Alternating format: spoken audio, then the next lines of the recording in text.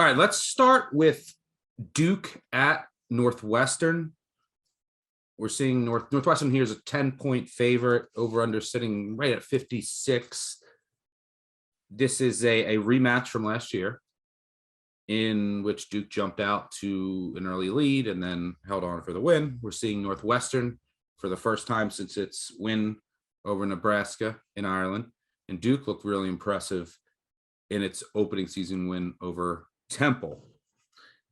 When I look at this game, I like the under. Now, it made me sick. I bet the under at 56, and a group hit it midweek, like 4 hours after I bet it hit the over, and it went to 58.5. So I hope some of you woke up and were able to get under 58.5, because I have bet under 56, because now it's destined to land on 57.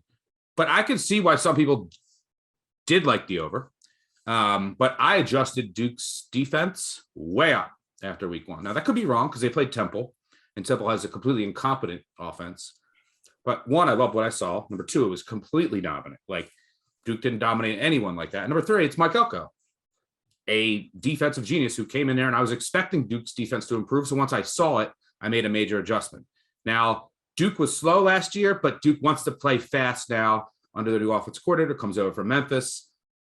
So, and, their quarterback, Riley Leonard, looked really good. I think he started the game 16-16. So I can see that, someone market out there says, hey, look, Duke wants to play really fast. Northwestern's offense looked a lot better with Helinski. But that game, I tend to disagree with that. I think Duke's defense is really improved.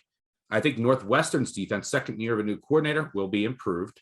I also don't think Northwestern's offense will look that good the rest of the season. They were kind of in a shootout with Nebraska, who couldn't tackle, and a lot of that was just like throws to the flat. So I think this will be a lower scoring game. If you recall last year, this total when these two teams played was 49.5.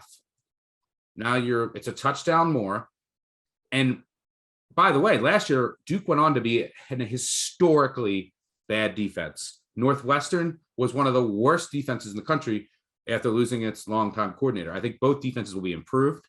Yes, Duke's going to play a little faster, but I think under here. I think this is much lower scoring than the market implies. I'm happy for anyone that got 58, because I have 56, and it makes me sick whenever I don't get the best lines, but sometimes it happens. Well, I actually, you and I don't share, our thoughts about before we hit the record button. And I actually had the over down in this game. So I guess to play devil's advocate, Northwestern ran 24 seconds per play, faster than they've ever ran before. And we mentioned that Duke wants to go up tempo. So we expect the track to be a little bit faster than what we've seen in the past. I could not get over Duke's 3 touchdown drives against Temple, because the total plays in the drive were 4, 5, and 7. Riley Leonard went up for over 300 yards. He was also the leading rusher on the team. Northwestern currently grades out outside the top 100 in pass coverage, but, one data point against Casey Thompson. We'll see if Riley Leonard can do something like that again. But these two teams had 2 really poor performances from a special team standpoint in their first games. Field position, missed assignments. There could be some easy scores from there too.